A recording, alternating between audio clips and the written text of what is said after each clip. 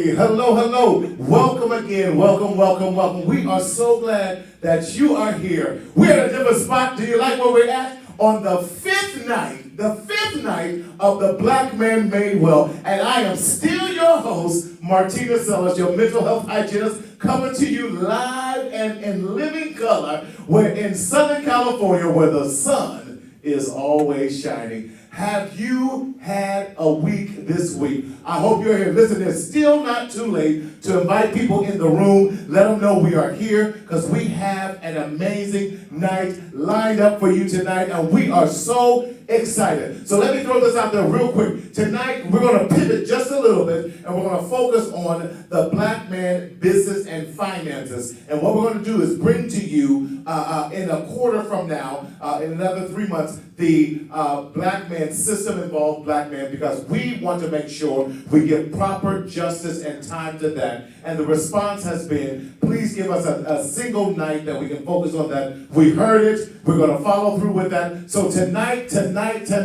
we have a lineup for you that we just can't wait for you to see. So tonight is all about the struggles that we as Black men have in this world to maintain, to grow, and develop businesses. Because I don't know about you, but a lot of times we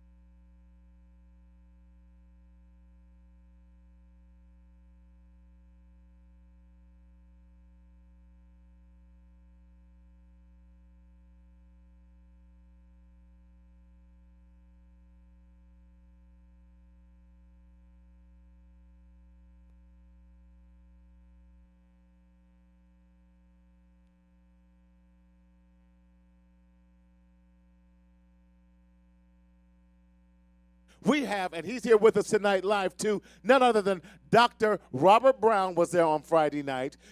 Monday night rather. Tonight's Friday. He was there on Monday. We had Dr. Tristan Webster. We had Dr. Jackie Smith, and we had Dr. Danielle Hill. Them brothers is so cold. Can I tell you that? They is so cold that they laid it down and talked about the stigmas. You got to go back and check that out because it was off the chain. Then on Tuesday night, we said from yelling to yoga. And he's live here with us tonight as well, none other than that yoga dude, James Wood. And that brother is cold. Let me tell you something. He went into to the youth center with us in San Bernardino as well. He's here with us tonight. Listen, if you have not changed your mind about how yoga is so important and well to the mind, body, and spirit, you need to go back and check out Tuesday night. Then we had that yoga king, none other than R.J. Curtis, and the guru, the GOAT himself, Dre Gardner, and he flew in from Las Vegas to be with us on Tuesday night. Y'all, listen, I appreciate all the DMs. I appreciate the text messages and the emails from the brothers saying, you know what, thank you for giving us a different perspective about yoga. And y'all, we was in, John Henry and I, we was on the ground. We was in our Nike shorts. He had Lululemon. I just had some Nike and everything. You know, I'm trying to get to that protocol where I can afford me some Lululemon. Come on. We need a sponsorship. Lululemon, come on, sponsor us next time. Someone get a hold of the Lululemon CEO so they can sponsor us for Black Men Made Well 2023. And then on Wednesday night, panel, again, off the chain, talking about Black men, mental health, and self-care. We had Mr. Yolo from Beam Organization, and he was off the chain. We had also licensed clinical social worker I done lost it. That Stevon Lewis. Yes, he was there with us. We had my man, none other than James Bush from Nashville, Tennessee, and my man that Dr. Scott called the Pink Panther, Pernell Bush. And them brothers came and brought us and shared with us the importance of self-care. Last night on family and fatherhood. Listen, Thomas Ship came with us, and y'all bought the cookies. Thank you for supporting black male businesses. He shared with us the orders were coming in for cookies, and they're going to be shipped out. If you have not ordered his cookies and had his cookies, you need to go get them because they is off the chain. With that, we also had my brother Elam, who was with Alan Elam, who was with us, and then Jerron Clark, therapist, and Dr. Ed Rice. Now tonight, since I'm in church, I want to say it this way. Touch your neighbor and say tonight. Touch your neighbor and say tonight. Tonight. I wish I had my musicians here. We go ahead and do praise and worship, but since we don't, we're going to do Black Man Made Well, that version of that. I need a theme song or something. I done got churchy, got a mic. I don't know how to act. But we're so glad to have with us. Listen, Dr. Robert Brown is here to share with us in his journey from in the book that he wrote, Joker to King. Now, I need y'all to come on down here because he's here to sign these books. You still got time. We know the party don't start, but this party has started. We're going to jump hard. You need to come on in and get your books and your copies of Joker to King tonight.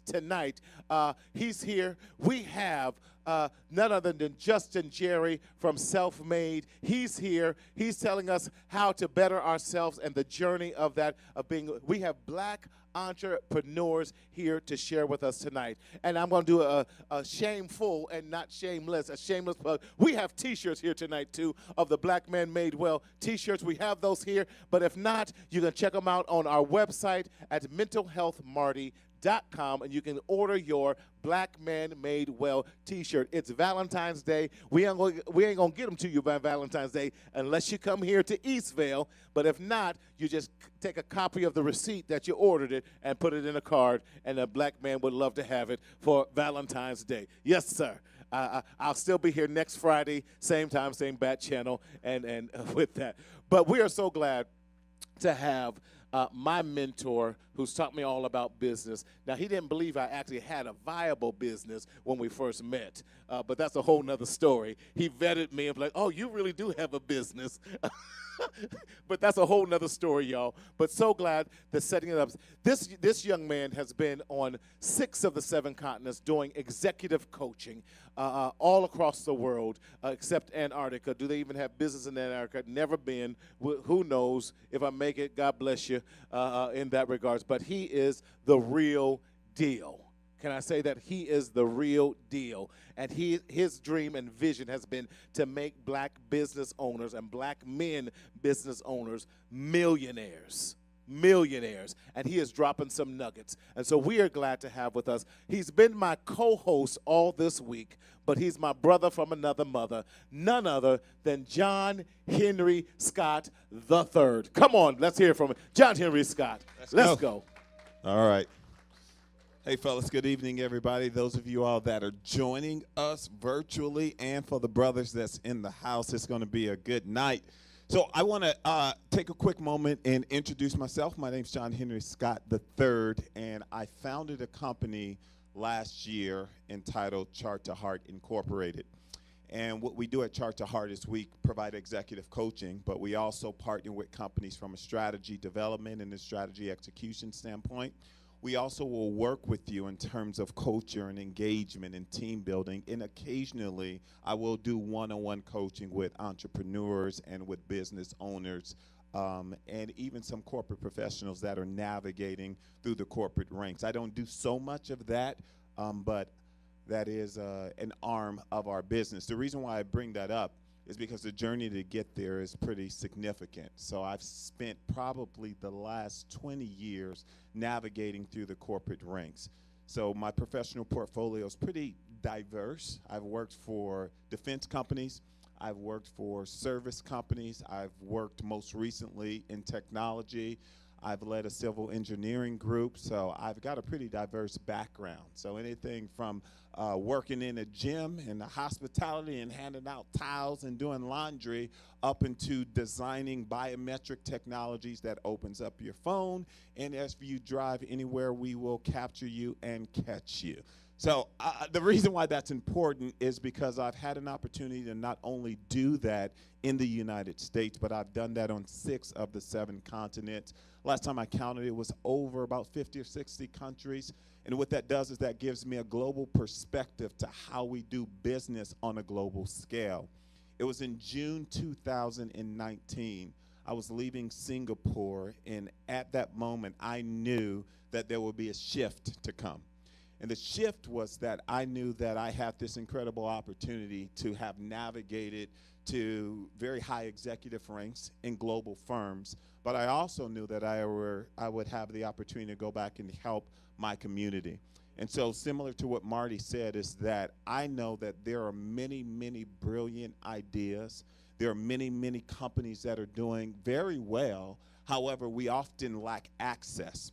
And the reason why we lack access is because we often don't have the means to be able to go and afford them. So we can't afford the big boxes like the McKinseys or the Accentures or some of the bigger consulting firms. But, you know, there is a chart to heart. Now, I'm not saying chart to heart is cheap, but I am saying that we are accessible because we're often driven by a cause to make sure that we're able to close the wealth gap within the Black and African American community. So I want to share some statistics with you, and then I'm going to talk about a couple things.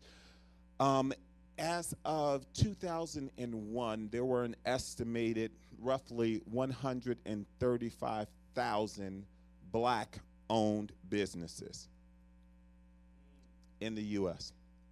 135,000 Black-owned businesses. Of those 135,000 of them, over 60% were owned by Black women. And so because we're talking about the Black man made well, there is a massive gap in Black male business owners and entrepreneurs. The reason why that matters is because if in fact we are ever going to be able to close the wealth gap, closing the wealth gap means that we have got to have ownership, not only in just a house, but also in businesses. So that's one angle. If you go in and you take a look at the statistics of Black male executives at the C-suite levels, it is less than 1%. Less than 1%. And so the work that I do is I'm trying to shift and change those metrics. Is I want to be able to work with Black men who have ideas and to help you turn your ideas into revenue generating businesses that are sustainable, irregardless of the market that you play in. What I've discovered is that there are certain business principles that you can apply transversally across any spectrum. There are certain things you just need to know.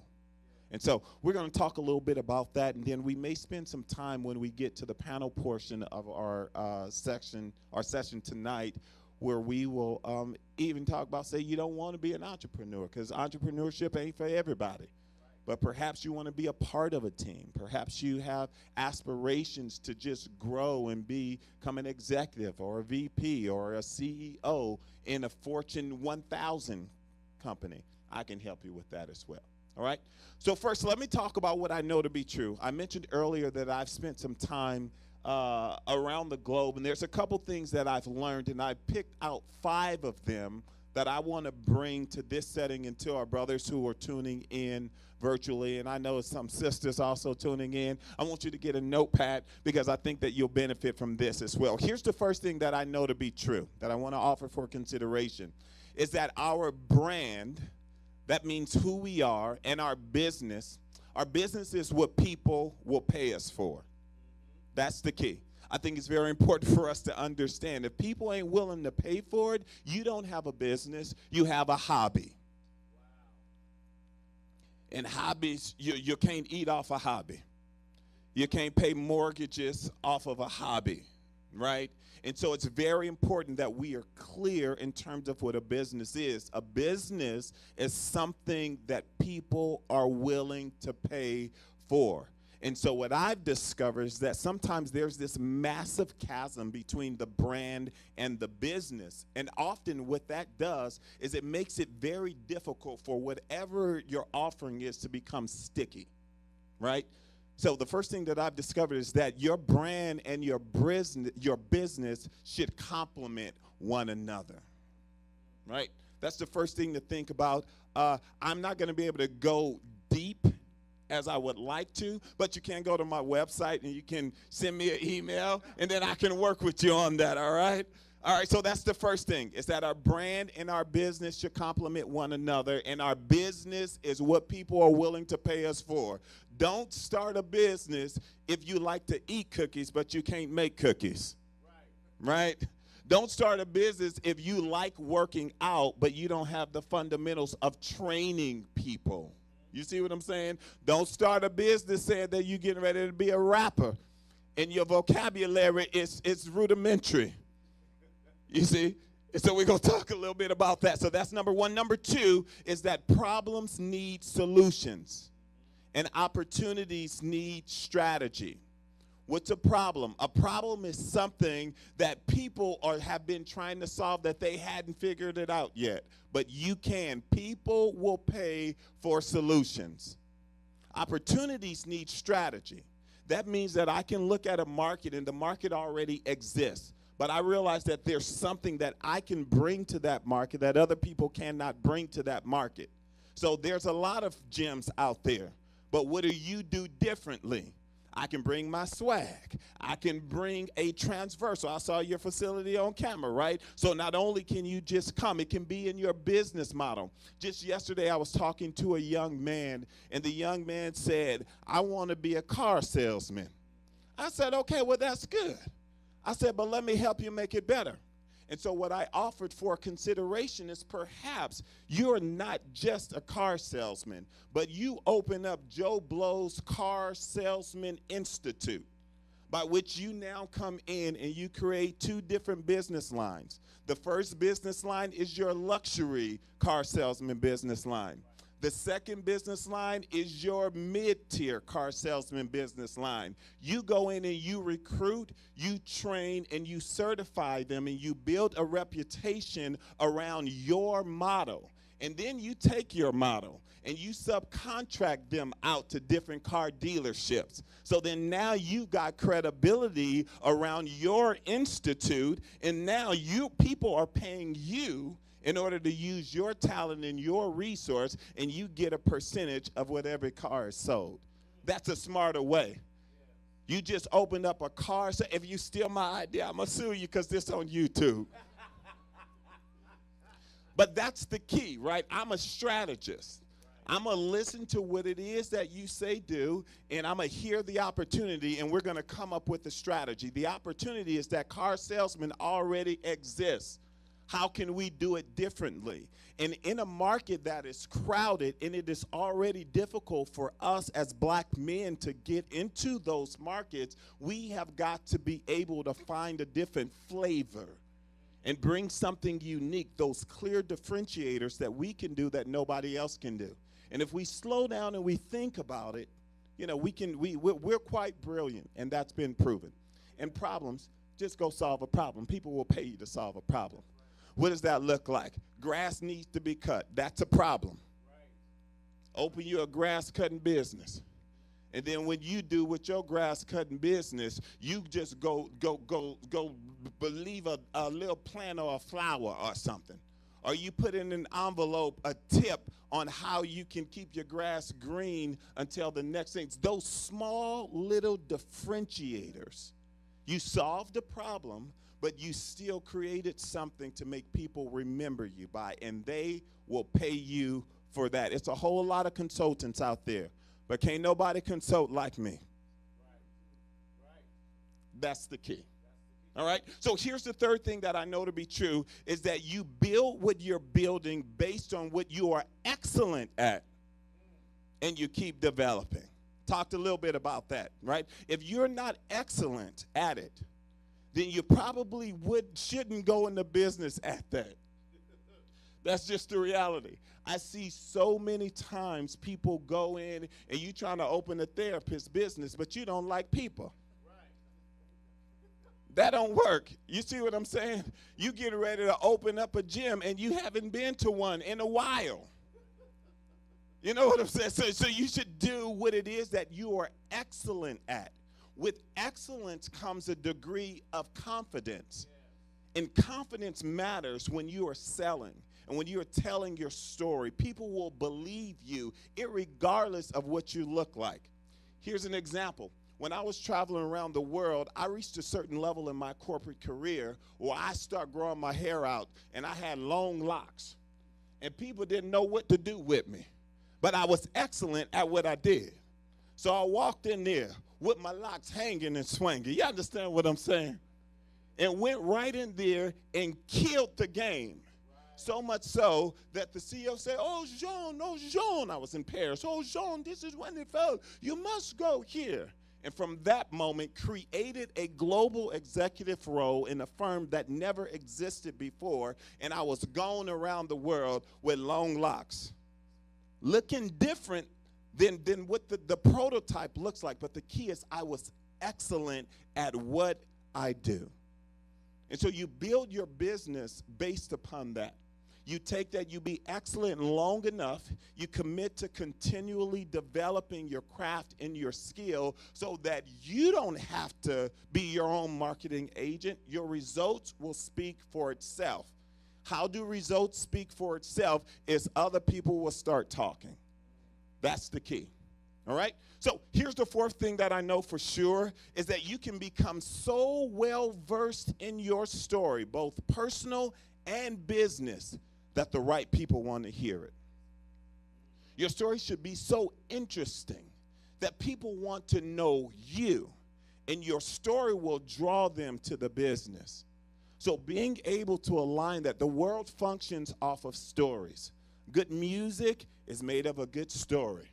Good movies are made of a good story. So our ability to understand the story of our strategy, the story of our business, the story of our product, the story of our offering, the story of the service that we render is absolutely critical, and you must be well versed in that. That means that if I'm in an elevator and I got Dr. Brown with me for 45 seconds from floor 1 to floor 20, you need to get off at floor 20 interested in me. You want to be able to know more.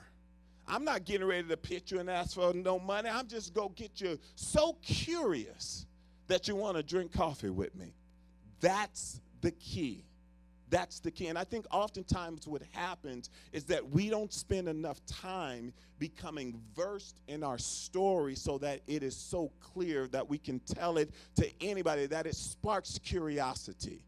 We're not trying to solve the problem right now, but I want to make you curious enough.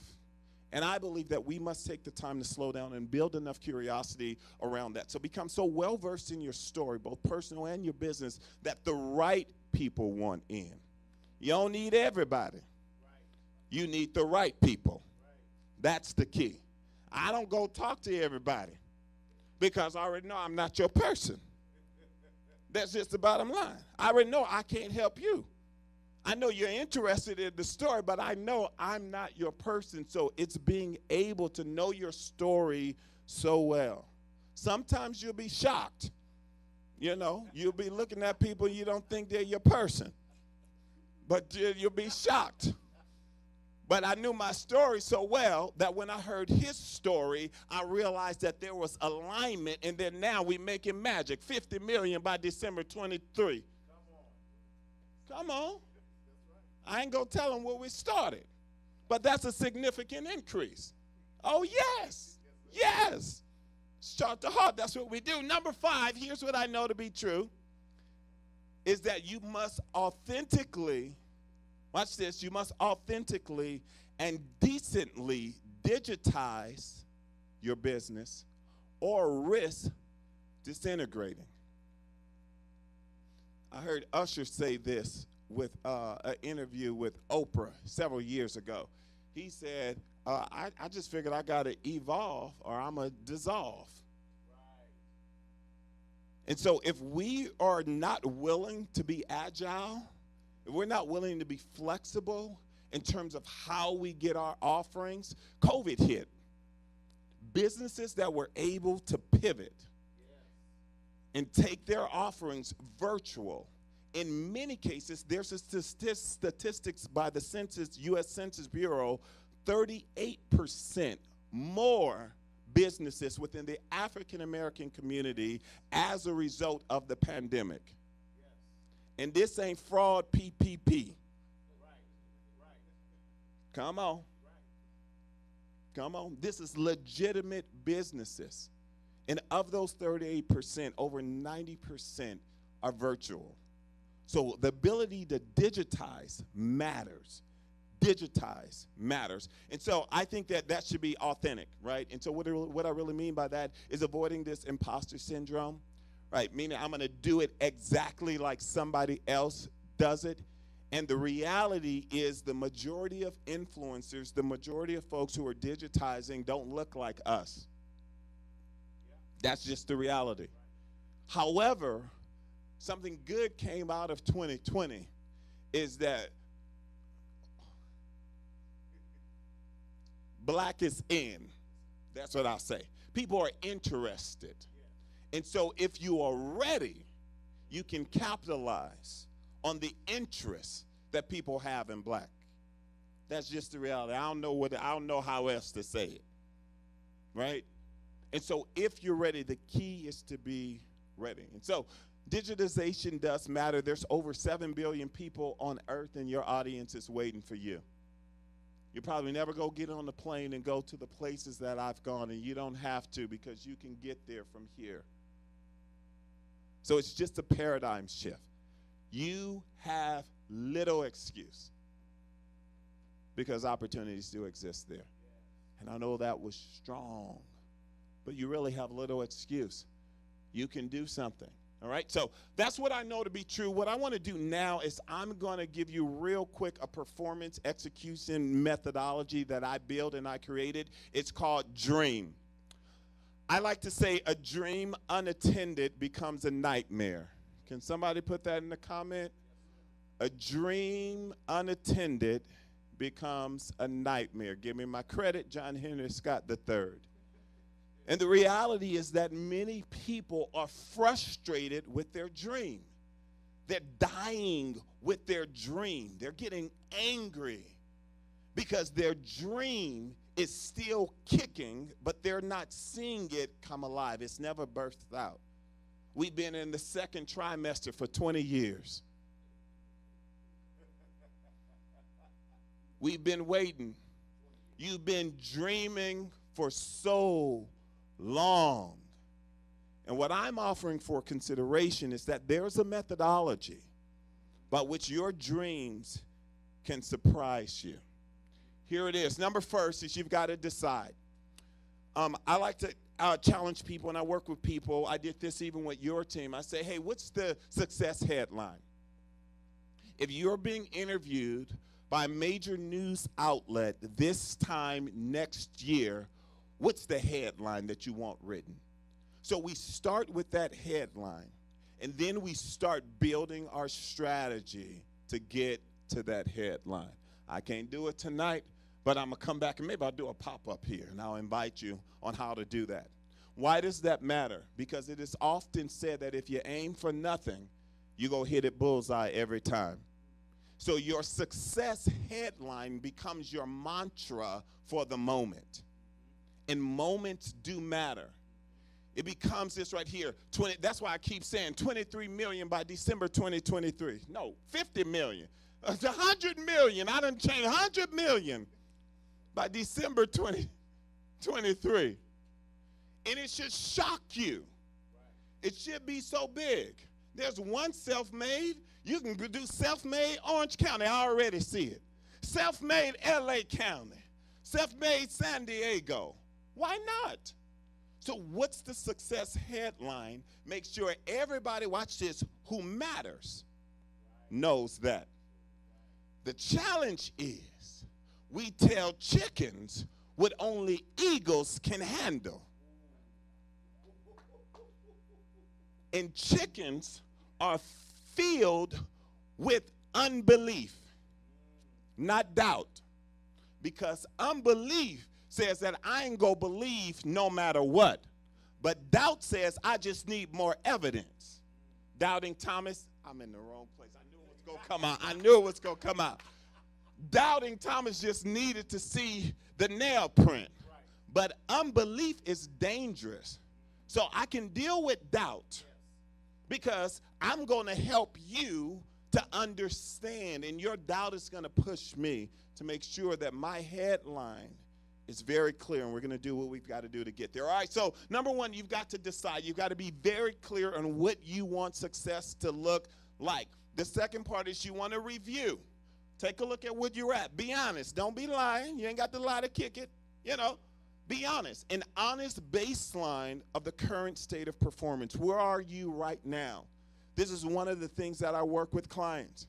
Where are you right now? That baseline is important because as we continue to build our business, as we continue to move forward, we want to be able to track our measurable success, right? So KPIs, key performance indicators, matter. Being able to make sure that I've got the appropriate key results, they certainly do matter. Getting everyone galvanized around that, tying everything that we do back to our key results matters, very much so, all right? So review, be honest with where you are. The third one is you want to explore. I like to say WTF. I said it in the church, but I know their minds ain't being renewed, so I'll clarify what that means. WTF means what's the future? Look at the carnality of it all. What the carnality of it all. WTF means what's the future? What do you want to accomplish? What does the future look like? Imagine what that looks like. I don't care if you do a Hoshin Conrad planning session. I don't care if it's a 2-day Kaizen event. I get executives in the room all the time. I did it there. You can reach out to charttoheart.com, and I'll come work with you. I'll come and help you figure out what's the future.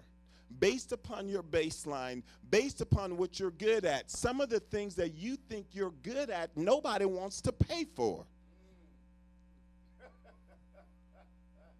So I mean, you can't bank on just because I'm good at it. You see what I'm saying? Don't nobody want to pay for that. So we've got to be clear on what the future is, where we're going. Let's explore what that looks like, and then we go in and we break it down, okay? When we go do this, let's put this in place. Sometimes clients get frustrated with me because I expose them that you don't believe it. You're trying to sell something you don't believe. That's the reason why our results look the way they look. I thought you was going to do that last week. Well, I had pushed it off. Well, when you go do it? So when you do it, then you call me. But in the meanwhile, we got this contract, so I'm going to invoice you. But when you're ready, I'm here. So being able to be very clear in keeping ourselves honest matters. How are we going to do it? Let's figure that out. Who's going to do what? As we look at our organization, as we look at it, if it's just me, who I need to have coffee with, who I need to learn from, who I need to share with, who are the eagles, who are the chickens. Being able to identify who matters. And then number 5, within that explore, why. Why is extremely important because your why is going to keep you going. That's the purpose. That's why you do what it is that you do. The next step in this dream model is to act. Now do something, right? Strategize, execute, assess, adjust, and repeat. Strategize, execute, assess, adjust, repeat. Get your strategy together. Execute, do it. Assess it, take a bit look back. And what I encourage people to do is don't wait until you finish to assess, right? Do some incremental milestone assessments. Take a look, push pause. All right, let me see why did this happen, right? And I encourage folks, oftentimes people do it if something goes wrong. Then we want to go in and do a root cause analysis. I think it is much more proactive to look at why it happened right. Let's sit down, let's galvanize our team and say, okay, this worked very well. Let's understand why this worked very well. So then we can take that, and then now we can leverage it, and we can scale it, and we can build on that as well. All right? And so then the last step in this methodology is to market. Market. What's the story? Who needs to hear it? Now tell it in different ways. That's the key. So if you reach out to me, I'll walk you through this. We can develop a whole tailored plan, and it's pretty powerful. And then lastly, let's talk about some money real quick, because I want to bring the panel up, and I want to engage with folks and ask questions and do all that stuff. High level financial management, I'm going to do this in 3 minutes, is number one, you need a strategy. You need a financial strategy that aligns with your business strategy. And I know a lot of times we don't know really how to develop that, but there are companies out there that can help you do that. Take a look at your business strategy, and then what is it going to take in order to get there? You build your key results. You build your revenue targets around that. You build your profit targets around that. You understand what your operational expenses look like. Being able to have a very clear financial strategy is absolutely critical. Otherwise, we will be operating a business, and we will be deceived into thinking that we're doing well because we feel good. Right. But you giving away free business. And your children and wife and partner, you go feel it. One of the things that was pretty heartbreaking in the pandemic is that a lot of folks were lacking a financial strategy, because a financial strategy could have prevented some businesses, black businesses, from closing.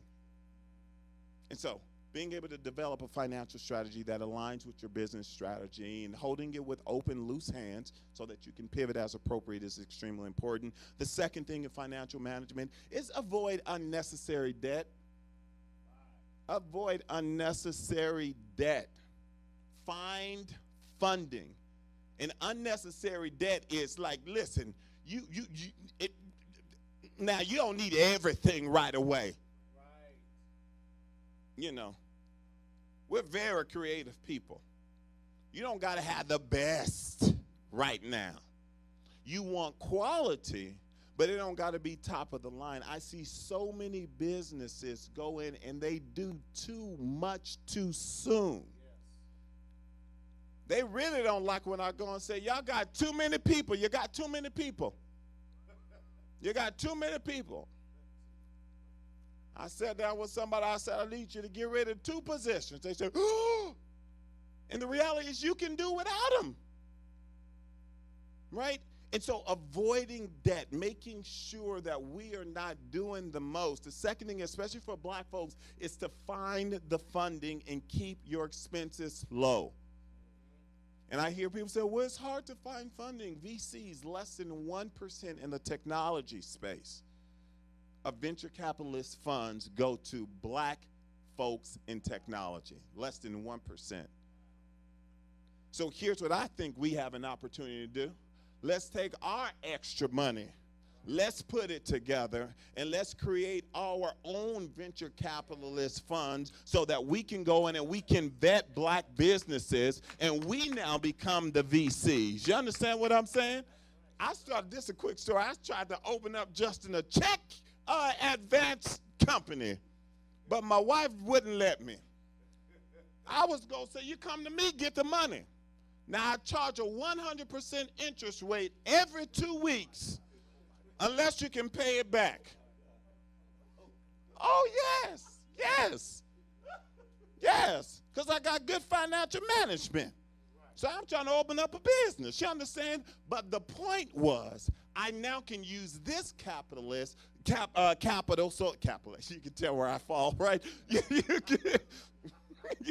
I can now use this capital to invest in my community. So James, you come up, you want to go and you want to get a new yoga studio. You see what I'm saying? Because you want to do different types. You sell me your vision. I believe in your vision. You don't got to go to Wells Fargo or Chase. You come to Scott Financial Solutions, and I got $50,000 for you, and I got better terms than Chase. You see what I'm saying?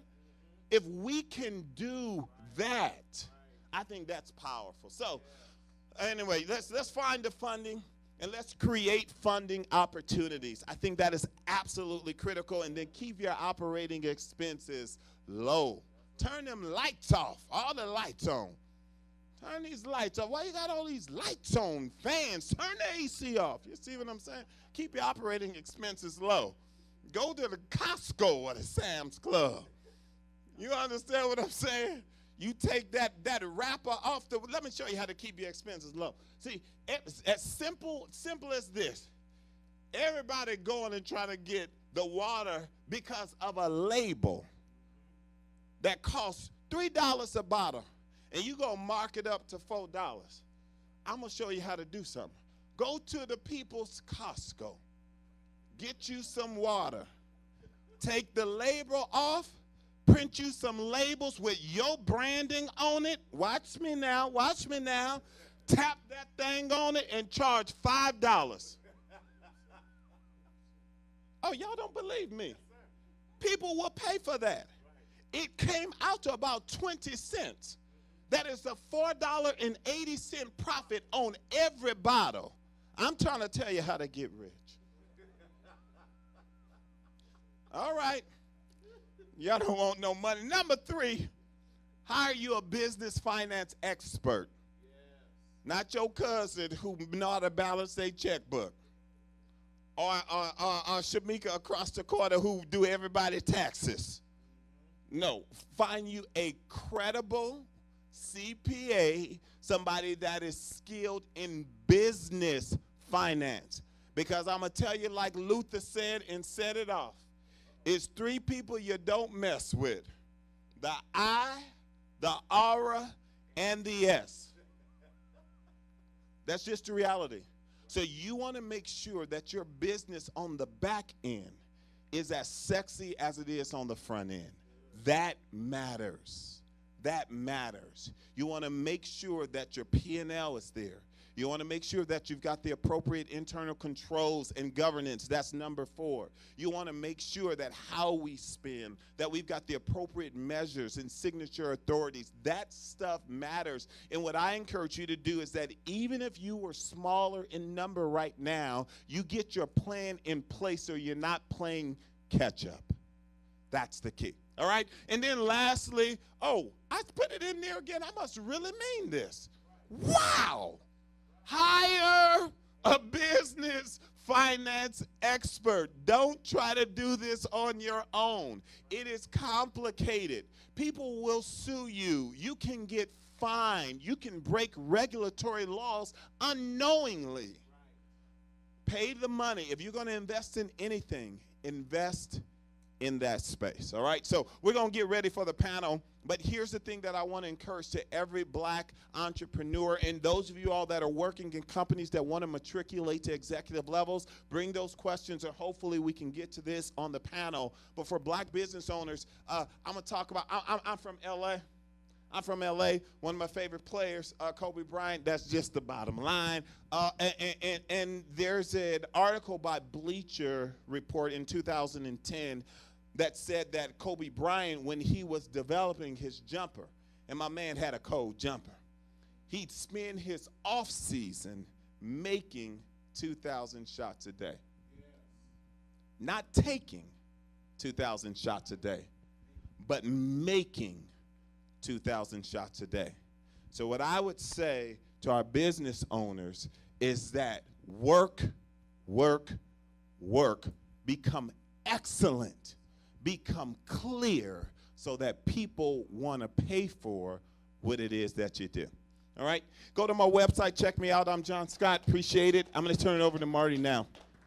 Wonderful. Those are some amazing tips, Now, you just told all the secrets But they're not secrets. They're common knowledge. And listen, while you're online, if you have some business questions, let us know. We're going to read them out and definitely do that as well. But I want to introduce this amazing panel that's coming with us. Of course, you already saw John Henry Scott III, who is going to be with us. So John Henry, if you take that first chair, that'll be absolutely amazing. We have none other than Mr. Justin Jerry from Self-Made. We're so glad to have him. Listen, when I get my next body in life, I'm going to be just like Justin here, coming here swole and everything. Then we have the author himself, none other than Dr. Brown from Joker to King. Yes, yes, yes.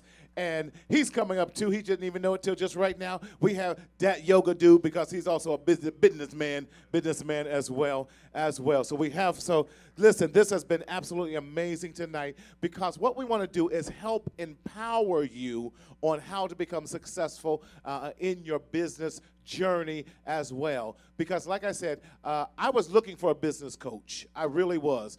Brother Sly, I knew I had the passion for business. I knew I had the personality, but I didn't know all the things that he was talking about. I didn't know the making sure I had a good financial person and all that.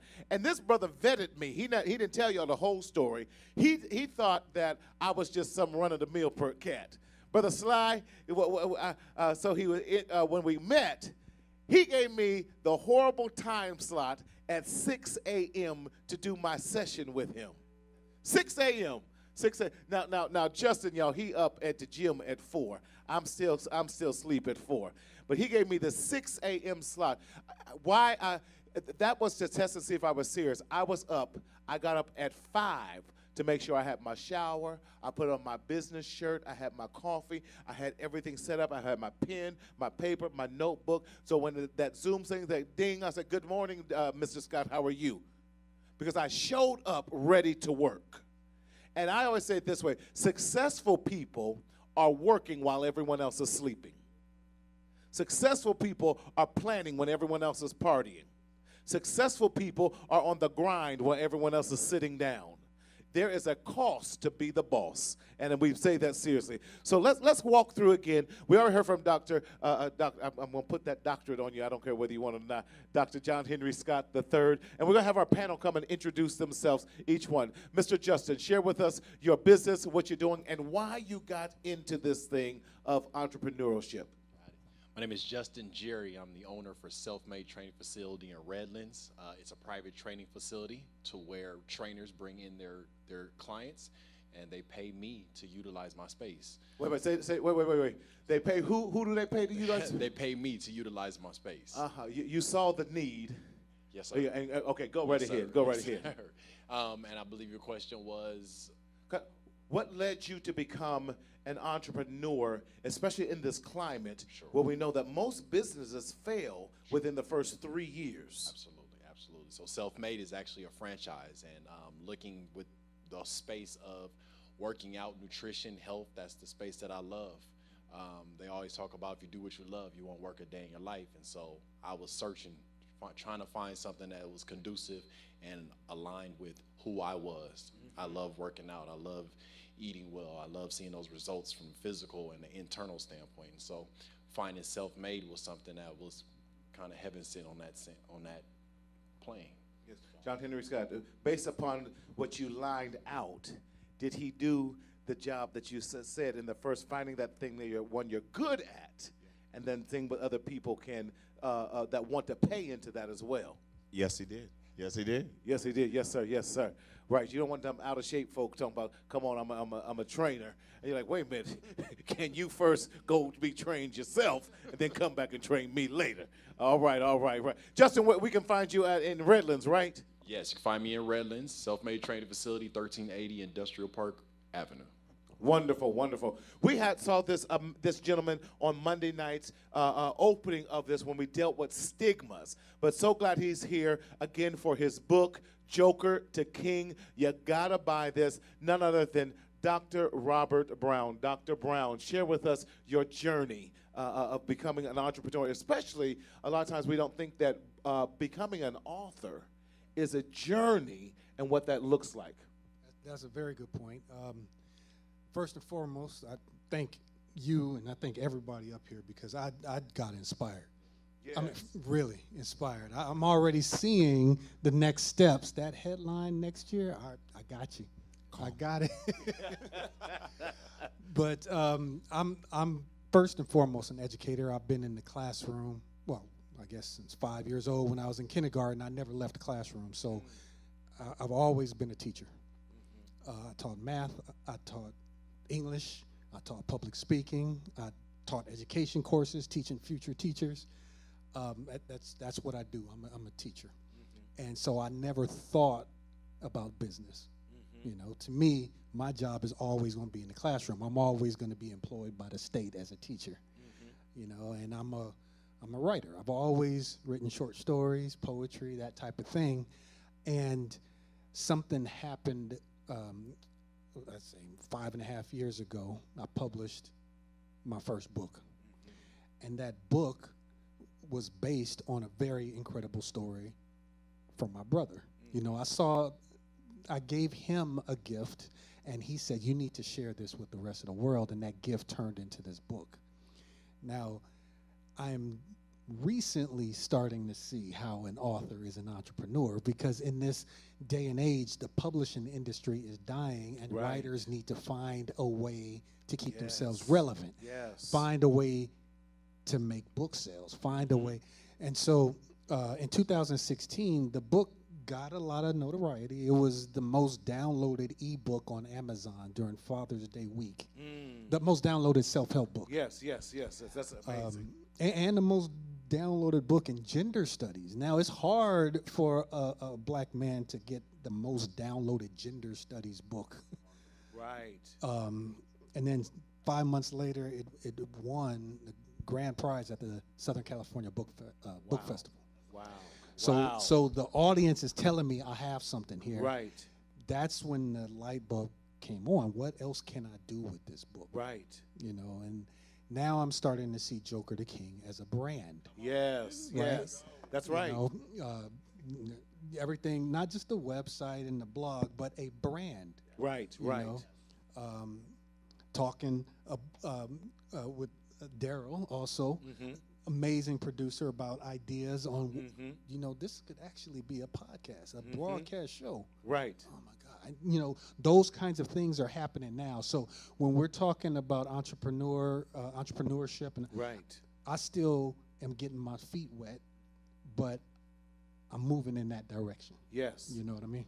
Yes. Thank you, Dr. Brown.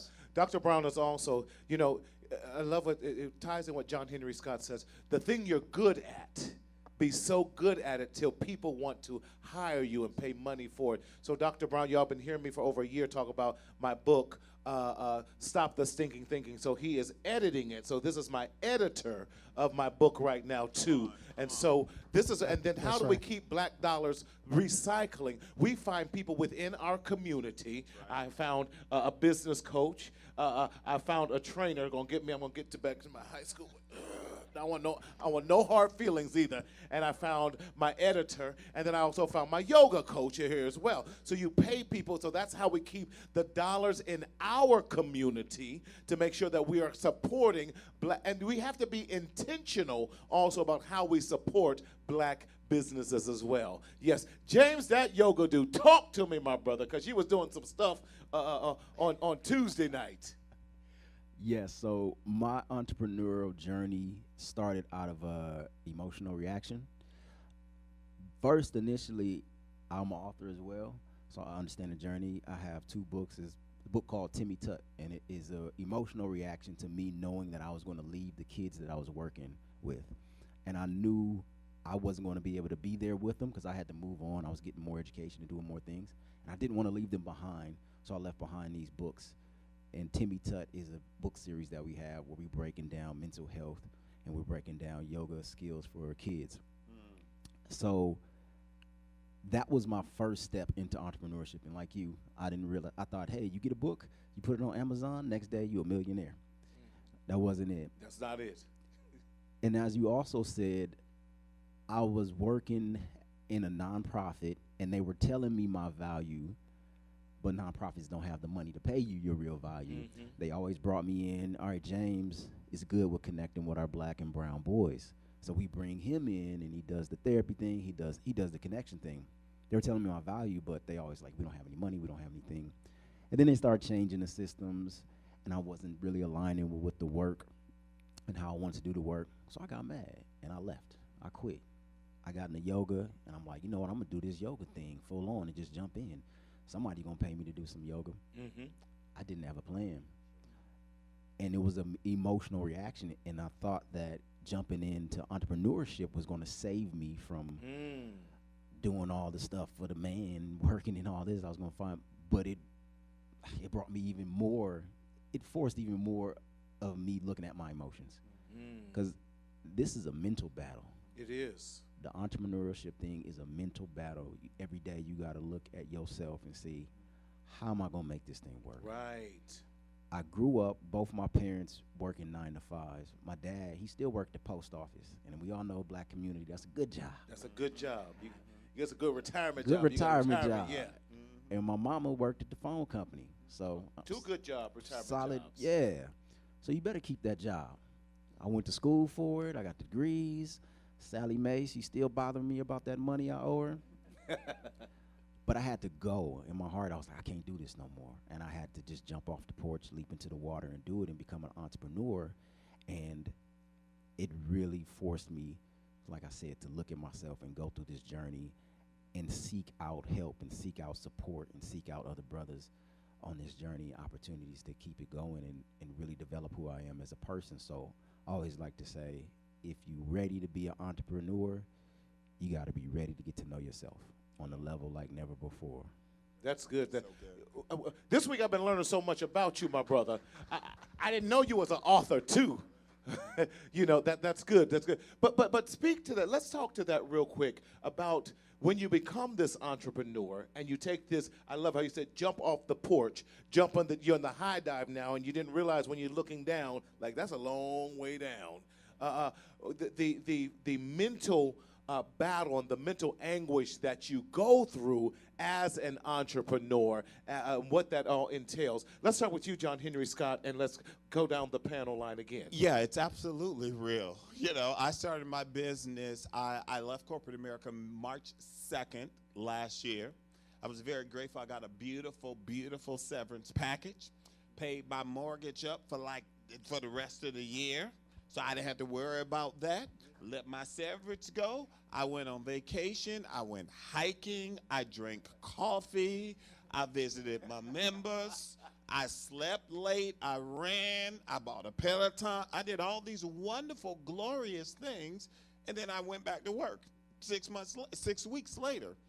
After that 6 weeks later, I was in there, and it was the weirdest thing because I experienced tremendous success. I exceeded my revenue target because, remember, you got to know where you're going. I exceeded my revenue target last year by $161,000. Wow. In the first 5 months of doing business. And I didn't have no weak play revenue target either. And even in the middle of all that, I thought about for a moment going back into corporate America. Because I was used to that rhythm. And then now when you got to pay your own medical insurance. Right. And you get that bill and it's like $2,000, you be like, oh, yo. And you be like, yeah, I'm getting these invoices, but then now this is an expense, this is an expense, this is an expense. And so after my expenses, I'm looking like, oh, yeah, I was better off when I was over here, even though having exceeded revenue targets. And so the thing that kept me is I knew my why, but then I also had a solid strategy. That's the key. When you're drowning, it's better if you can see something you can grab on to help you from drowning, to prevent you from drowning. Your strategy does that. Yes. So I had a strategy, and it was strong, and I still have moments where I felt like, okay, this is becoming a little overwhelming. And that's such the normal beat when you're in business and the buck stops with you. Yeah. So Justin, talk to us also about the mental anguish and the back and forth that you go through as a business owner. Absolutely. I mean, just even from you spoke about imposter syndrome and things like that. Just imposter syndrome. There's 27 different franchises. So from a social media standpoint of what we do, social media is huge. Trying to appeal to the masses is a very it's a negative it's a negative word, but from a narcissistic standpoint, working out and looking good is something that's big. So, does your facility look right? Is your facility moving the way that it should move? Comparing yourself, and so you deal with that mental thing every day. So for me, I had to lock in what was best for our facility, what's best for our trainers. How do we market them the best way? We're not in Orange County. We're not self-made Orange County by the water. We're in Redlands. So what's the best for that? So you deal with these mental ups and downs of trying to figure out exactly what is best for your facility and not having to compare yourself to those next to you. So, And I love it because what you did, you discovered the differentiator that made you, don't play with me, I'm a good student, that excelled your business and made you different and more palatable considering the region. Because often we have to consider our clients and the regions that we serve. So I love what you said. What might have been well for you in Orange County did not work, but you're not in Orange County. You're in Redlands. What might have worked in Redlands may not work in Compton. What might not work in Compton may not work over in Baldwin Hill. You know, all of those things. So Dr. Brown, talk to us some more about that. I just want to, I'm so proud. Go ahead. You should be. You got that influence right there. But iron sharpens iron. That's exactly right. Where I can glean from what you're doing. I can glean from what you're doing. I can glean from and know that we're not in competition at all. We are not. In fact, we want to learn from each other. So we're going to create this Black Man Business Think Tank. You heard it. We are going to be creating a Black Man Business think tank where we can come together in safety and in this secure environment so that we can think together to help grow and expand so we can know how to market it better, so we know how to build it better, so we know how to get this collective resources again. Dr. Brown, talk to me. I will tell you that mental anguish is a real thing. There is nothing more anxiety-ridden than staring at a blank paper telling yourself you got to write a book. That's a very difficult, long-term thing. One writer said many years ago, he said, this is how you write. You stare at the blank page until drops of blood form on your forehead. And that's what it feels like. Now, once I had this book, I knew I don't know anything about marketing. And so one of the things I did was I went to a marketing consultant for publishers, for authors, for self-publishers and all that type of thing. And he teaches people how to market your stuff. And I remember talking with him. He said, tell me about your book. Well, my book is called Joker the King. Oh, yeah, who's your book for? Who's your target audience? Well, I'm writing for young men. I'm writing a book for young men to teach them how to have a healthy masculinity. So, okay. And you really have faith in your book, Robert? Yes, I got faith. Okay. You know you are writing a book for the exact demographic that does not buy books. That's good. Right. And so we started talking about the industry. He says, you know who buys books? White women. They buy romance novels. You are writing a book for the exact demographic that does not buy. College students, Black male college students who think they need to learn from you what it means to be a man, they're not going to buy your book. Wow. So now, so now I'm going through this other mental anguish, you know, because I went all this way. It took me about 2.5 years to finish 350 pages of this book. I finished this book, got a beautiful designer to create the cover. Right. The whole thing is done. And now this guy is saying nobody's going to buy that book. Right. I keep going. One of the things that helped me get through this is having faith in myself and knowing that I have something that's worth something that nobody else has done before, Yes. right? And believing that I have not just value Right. in this book, but value in myself. Because Yes. I'm going to be the one, this guy who I paid money to work with Yes, yes. is telling me that I cannot sell this book. Yes. So I have to have more faith than the guy who is going to be marketing. I had to come up from the depths of my mental anguish to find a way to share this message with other people, Yeah. and it worked. Right. And there's one thing that I got to say that he was right about. The people who made my book #1 that summer in 2016 right. were women. Mm. They But- bought into the message and started giving the book to their sons, Yes. started giving the book to their husbands, and started giving the book to their uncles and their cousins and all those folks and their brothers. And I realized, you know what? The message still needs to get out there. The message is good. Yes. People are hearing the message. Yes. I just had to have faith that what I was doing was the right journey. You're Does right. that make sense? Look, I just got a text from my aunt says, "Get the book. I'll cash it if you want to get home for her grandson." There you go. You're right. It doesn't matter how they get it, just long as they get it.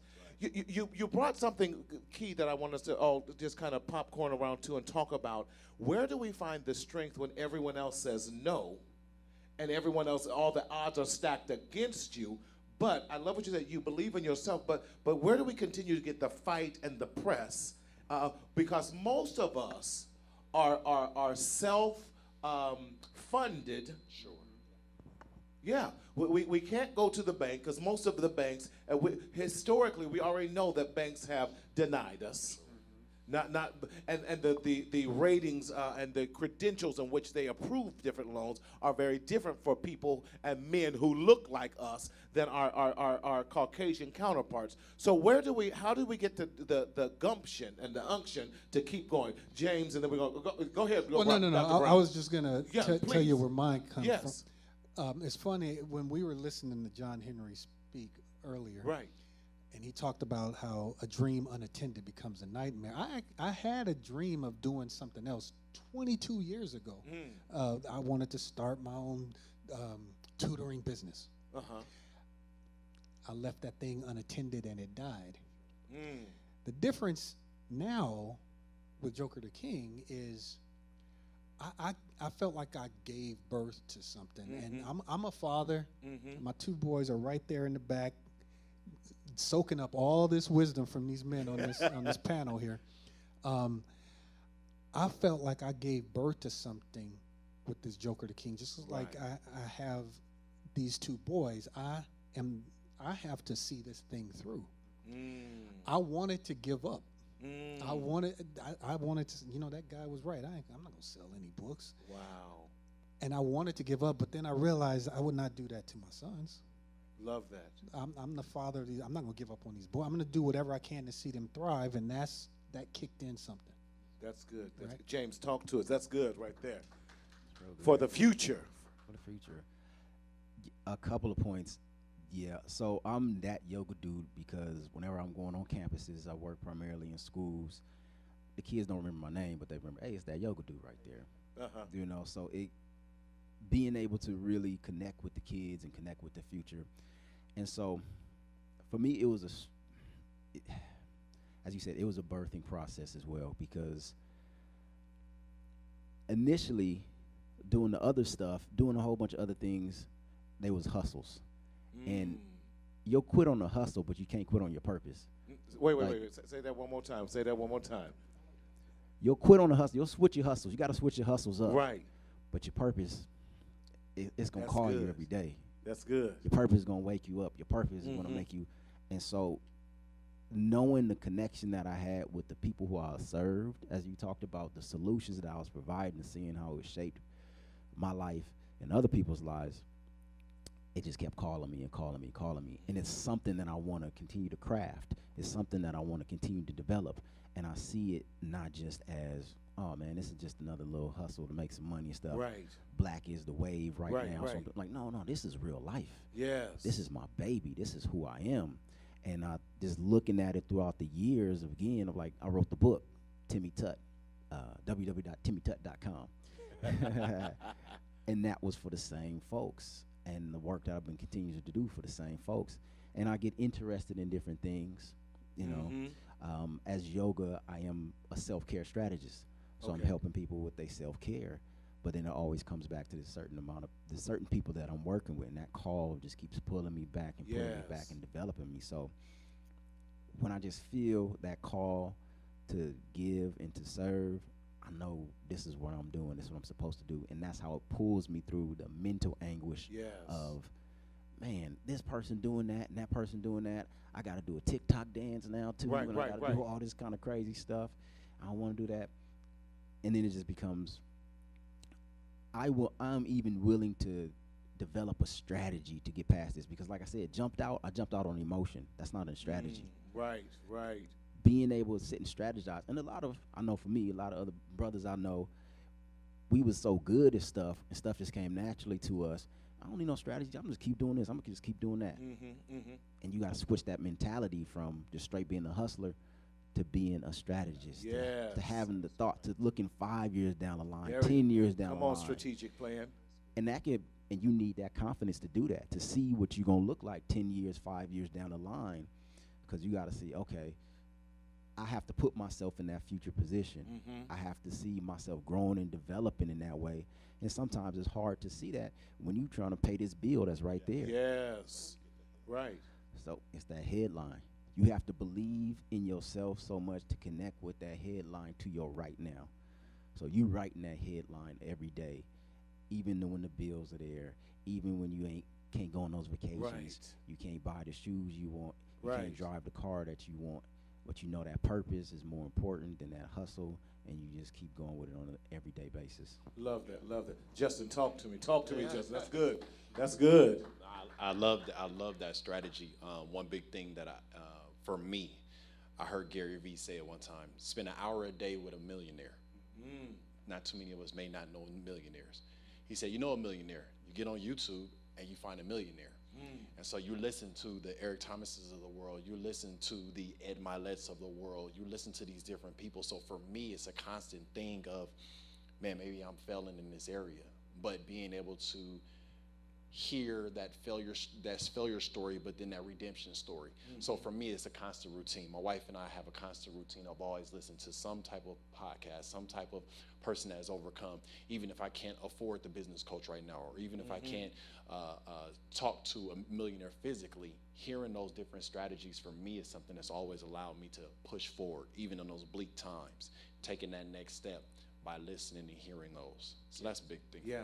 I love what you said with that. You did not allow possibly the lack of what we would say resources to stop you from getting the necessary help, what you needed for that time. Dr. Don Henry, talk to us. Yeah, no, I agree. But what I will add to that is that community matters. So being able to understand that you are not alone in this endeavor certainly matters. And so there's strength in numbers. And so the fact that we are able, as for entrepreneurs or for folks with businesses, or whether you're in a corporate setting and you may be only one of two, being able to connect and being able to create synergistic conversations and exhale, what's inside of you. Those things certainly matter. There's therapy in that. It's therapeutic being able to just be like, yo, man, this is where I'm at, but not necessarily from an aspect of exhaustion, but even about the curious ideas that you have, So who are you sharing your ideas with? Who are you bouncing these things against? I don't want to become a trash can, so I encourage my clients all the time, don't turn your company into a trash can. That's good. And I encourage my friends, don't turn me into a trash can if the only thing you talking about your business is when it's trash and you struggling, because I'm struggling too. We need some hope in here. But the premise is that community certainly matters. We are better together. And so finding like-minded individuals that you can talk to, it certainly matters, because Gary Vee go talk to us, but we probably can't talk back to him, So I don't think it's a dichotomy of either or. We need both. There's this scripture that says, Follow those who through faith and patience have obtained the promise. So mentorship matters. Mentorship matters. And there can be direct mentorship and it can be indirect mentorship. I've got indirect mentors that are very effective. I watch them. I read what they do. I sow into their life. I speak over. I support them in different things like that as well. Excellent, excellent. Having businesses can be very tough and difficult. What would you say, and let's go back down the line with this, if you could do over again, what's one thing that you would do over again and advise other black men that were desiring to start a business not to repeat one lesson that you have done? John Henry Scott, we're going to go right down the line. Yeah, me personally, I would have started sooner.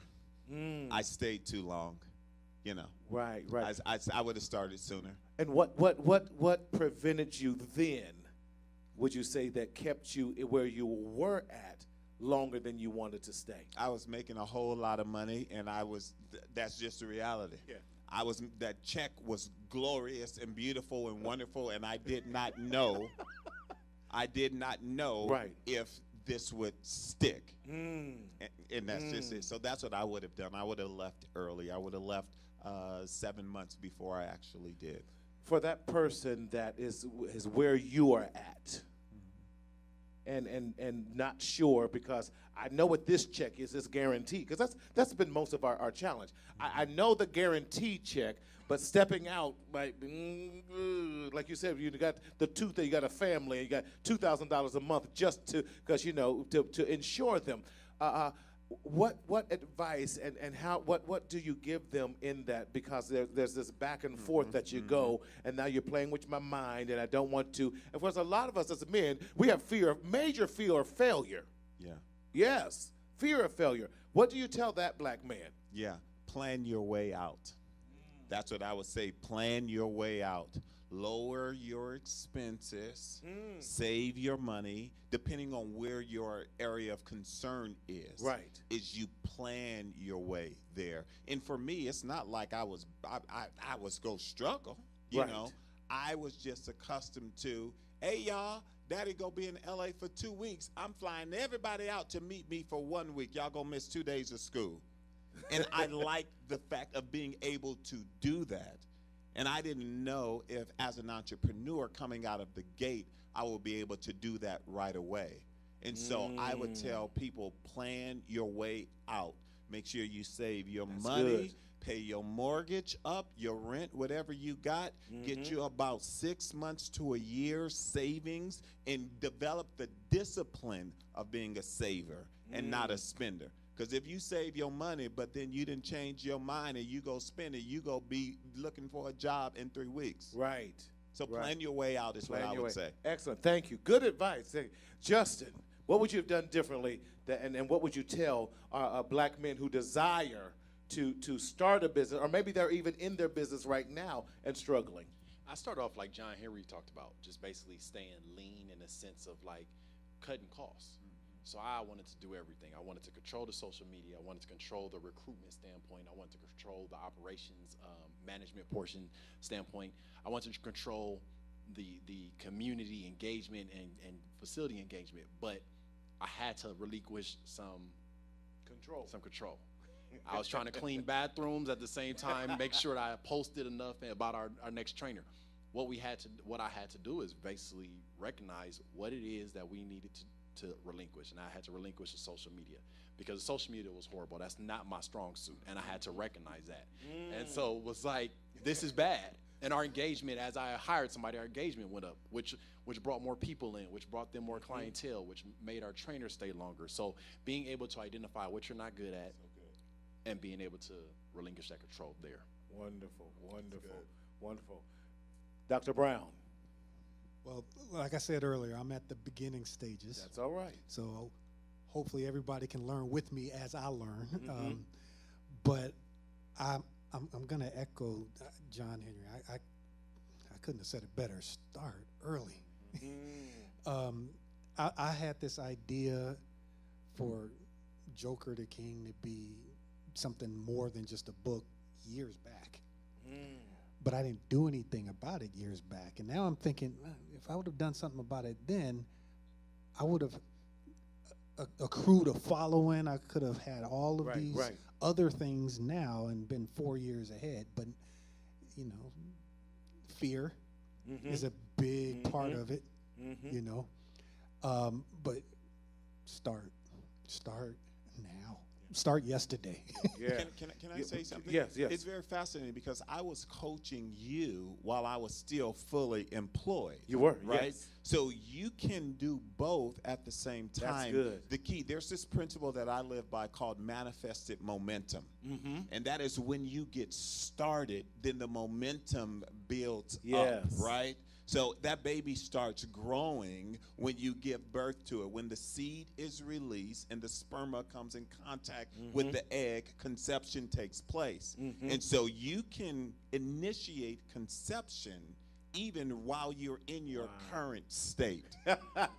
That's good. That's good. Look, yeah. Initiate. So we're going to challenge you. Start initiating conception. Do the work. We don't mind doing the work. Come on. That yoga dude, talk to us. What would you have done differently? Invest in myself. So from 5 years old all the way up till college, graduate school, I've been trained and taught and conditioned to be an employee. So then stepping into the world of entrepreneurship and being my own boss, I'm thinking I'm running like I was an employee. Hey, I'm still gonna work these 9 to 5 hours and I'm gonna still do it like this. This is how I'm gonna operate. So start investing in yourself, like we said now. Start listening to the people on YouTube who are entrepreneurs. Take advice from other entrepreneurs. You ain't gotta take it all, but right. Invest in changing your mindset to start to see yourself as your own boss, as a producer, not just a consumer. As someone who's going to be placing products and services in the marketplace, not just always looking for the marketplace to feed you. So invest in yourself. Read a book, an entrepreneur, your E.T., Tony Robbins, whoever out there that you into, listen to them on a daily basis to start to get your mind to look at finances differently, look at relationship differently, networking, resources, go to where entrepreneurs are. Because I don't want you to just have to feel like you have to leave a job, Right. but be done with the job. You finished and completed your assignment there, and now you can mentally and physically and emotionally move on to your next assignment that's going to take you to a whole nother level. So invest in yourself and be done. Please. Can I say something? I want to add to that because that's so true. Yes. 90% of the content that I use in my business, I built while I was in corporate America. Right. I built flying from South Africa to Brazil, from Brazil to China, from China to Japan, from Japan to Australia, from Australia to Mexico, Mexico to Colombia, Colombia to Watts. Right.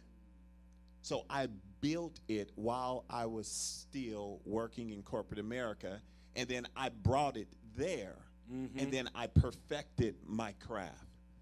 The presentation that you all saw today, I put that together today, right? Because it's content that I built over the years. Right. And so the point that I'm making is that you can start right where you are right now. Yes. And then you just know that I own this. Right. We didn't talk about ownership. Ownership. But that and matters. intellectual property. Come on. Yes. It matters. It does matter. It certainly matters. I almost wanted to tell Doctor, the coach in me jumped up when you were saying, I was like, shh. This on the internet. This on the internet. Your intellectual property. Yeah. That's what I was saying. Call me, Doc. Call me. Listen, we are changing lives because it's about ownership. Yes, it is. How do we change? I'm going to throw this out to it because you keep bringing up some good, but how do we change our minds from being, because it's a different mindset when you are an employee versus being the employer. Can I flip that question around? Flip it. I want to ask you, sir. How did you experience that paradigm? Wow. From being part of the team to being the leader of the team. You're a CEO running a multi-million-dollar company right now. How'd you experience that shift over the last 12 months? I know. No. It's a very difficult transition, and I made a ton of mistakes along the way. And I can relate to everything that each one of you said, because a lot of it I played with my own psyche, played with my own self-esteem, played with my own failure. When I flew to see John Henry in Atlanta when he did this pop-up, because I was serious. I made the decision I'm going to take time to invest in myself. I didn't care what it took. I didn't care what it cost or anything, because those things that we desire, we will find a way to fund it. Whatever we find value in, we will find a way through rook, through crook. We'll pay Peter to pay Paul. We'll pay half of the car note and half of the insurance, because I needed to be there to get in the presence of that. And I remember something you said. You made all of us come up here, do a elevator talk, pitch. You had, I think you gave us 90 seconds to run time to get your elevator pitch. And we had to say this elevator pitch at the beginning of the start of the pop-up, and then if we wanted to keep it, we could change it at the end. And then you ask us, what do you desire when you leave here? It was a life-changing moment for me. I said, I want to desire how to become a CEO. And then that was the best spiritual business meeting I ever been to. Brother Sly almost tore up the man's church and knocked down chairs. I had to contain myself because the Holy Ghost came in there. That's a whole other thing. But then he said something very prophetic to me. See, y'all made me switch into prophecy. And he said, stop saying that you're not who God has already created you to be. And that was a paradigm shift in me to make sure that I had to stop saying I want to be an effective CEO to start saying I am an effective CEO. And so that was a shift that I went from being an employee to becoming an employer with us. And so it begins, we have to do the dirty work within ourselves and realize that if I'm here, that I'm meant to be here, because if anyone could be here, then everyone would be doing it. Because everyone's not here, then I'm called for this season, for this time. Yes. So let's throw it back out. How do we shift? What's the shift like for you, Justin, in being from just an employee to now you're an employer, that people are now coming to you saying, I want to use your facilities, and here's my check? Absolutely. I think from a standpoint of just leadership, I've always done that. From sports and basketball, from being a manager at one of the biggest healthcare systems here in Southern California, but at the same time being the owner for this facility, right. It was a shift for me, and I think words are very powerful. Mm-hmm. And just like you just said, I mean, I spoke about it on your podcast yes. as well. Kind of morbid, but at the same time, it drives home the point. Tracy McGrady spoke about him talking to Kobe Bryant. And Kobe Bryant talked about how he wanted to, unfortunately, die young because he wanted to be immortalized. Mm-hmm. Those words that we speak are powerful. It drives towards exactly what can happen, what we can be. So those words are huge. Yes. So for me, even my wife, we had our business meeting. It was like, babe, you know, what are you going to earn this year? Mm-hmm. It's like $10,000 a month by April. Okay, cool. But we need to speak that. We need to write that. That's what we constantly do. We speak it and we write it, and that's what we are. So that shift happened for me once my speech changed. That's good. That's good. Wow, can you believe that we are running out of time? We got to have a part 2 of this so we can continue, because this has been powerful. I hope that you have enjoyed not only this week, but tonight's what we have been doing, talking about black business and ownership. So let's go back to the panel real quick. Give us 30 seconds of your pitch, and how do we get a hold of you, That Yoga Dude? You can get a hold of me at thatyogadude.com/thehard-assessment. I know we have it back there still. If you could post it up there, the H-A-R-D assessment. So brothers, go ahead and take this assessment. It gives you an idea of where you are, so you can start your self-care journey. Also, we got our book, www.timmytuck.com. It is designed for 3rd grade all the way up until your parents. how to incorporate yoga, how to incorporate mental health, how to incorporate these wellness skills into our boys, because we all know the education system is not always the place to really develop personal skills to grow. So timmytut.com and theheartassessment.yogadoo.com. Thank you. Wonderful. We're going to do a book tour together, all three of us. Yes. Yes. Dr. Brown. I have cornered the market on Robert Dalen Brown. You type my name in anywhere in the internet, you will see me. So Robert Dalen Brown. Dalen is Daylin. RobertDalenBrown.com or JokerTheKing.com. That's right. Show us your book. Yeah, it looks like this. So Yes. JokerTheKing.com. Also, my wife and I are about to launch a new business this year. We are determined. I might have to talk to you, Mr. Scott, because we have been putting it off and delaying it just a little bit, but we're ready now. We're ready now, and that's going to be Brown and Gray. Right. BrownandGray.com. Love it. Love it. Thank you so much. Come on, Justin. Justin at selfmadetrainingfacility.com. Also, our Instagram page, which is huge as far as our industry goes. Self-Made Training Facility, RDS. You can look us up there, follow us there, send us a DM, send us an email, and we'll get back to you within the hour during business hours. Excellent, excellent. Come on, let's hear it for this panel. Dr. Scott, come on up here with me. Yeah. John Henry, as we close this. We are so excited. Man, have we had a week or what? Wait, I want the people to know how to get in I'm touch with going to get you too, but how do we get a hold of I got a hold. I'm a panelist tonight.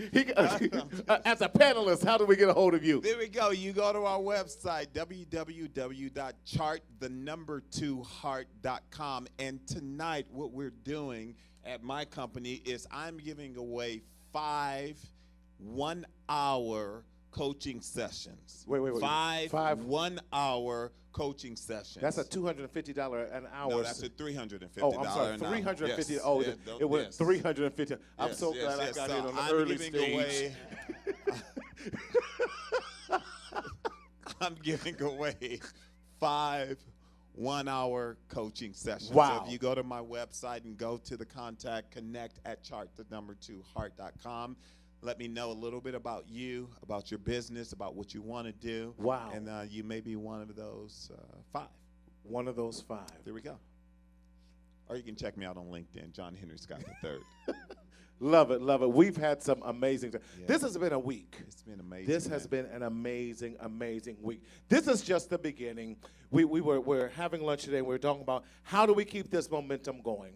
So this is not a one and done event that we have been doing here with the Black Man Made Well. We are going to be continuing this at least every month. You're going to see something that comes out from the Black Man Made Well. Yeah. But we want you to also check out my YouTube channel, Mental Health Marty. YouTube, Mental Health Marty on the YouTube, and mentalhealthmarty.com, where you can find this amazing The Black Man Made Well t-shirt. Those of you here tonight, you can purchase one for a small fee, and I do take Cash App and all that. As well, you can get Dr. Robert Brown's book, Joker to King. We want to make sure that black men are, what was our purposes, our 3 tenets? Empower, equip, and educate. That's right. Can we thank our sponsors again? Yes, we got to definitely thank our sponsors, Riverside University Health Systems, for being our major donor. We want to thank Marcel Consulting for that, and we also want to thank African American Health Coalition as well. They have been our major sponsors with that, and we are so grateful for them for supporting this, financial support doing this. Listen, we did this in a relatively short amount of time, but listen, you have gotten over $50,000 worth of intellectual property and services that have been given to you for free, because these gentlemen could go to any major conference across this country and charge people $10,000 for the information that you have gotten for free. Just because it's free does not mean that it has not there's not value added to it. And the only reason we can do this is because of the financial sponsors and the financial people who have backed this up. And so we don't want this to end. You will definitely be hearing more about this from us in the near future. Absolutely, and we just want to put it out there right now. Yes. Stay tuned. Tune in to the Black Man Made Well YouTube channel. Set your notifications. Yes. We're going to be bringing some content to you over the coming months. And in June, yes, we have the Young Man Made Well. And so you're going to hear more about that in the future. Yes, There you yes. go, man. This is Wow. done. We What are a great week. What an amazing week. What a Please great share week. this with us. But as I always say, we don't want you to continue to secretly suffer in silence in the shadow of shame, but we want you to speak up, speak out, and live. Thank you. God Peace out, bless. everybody. We'll see you next time.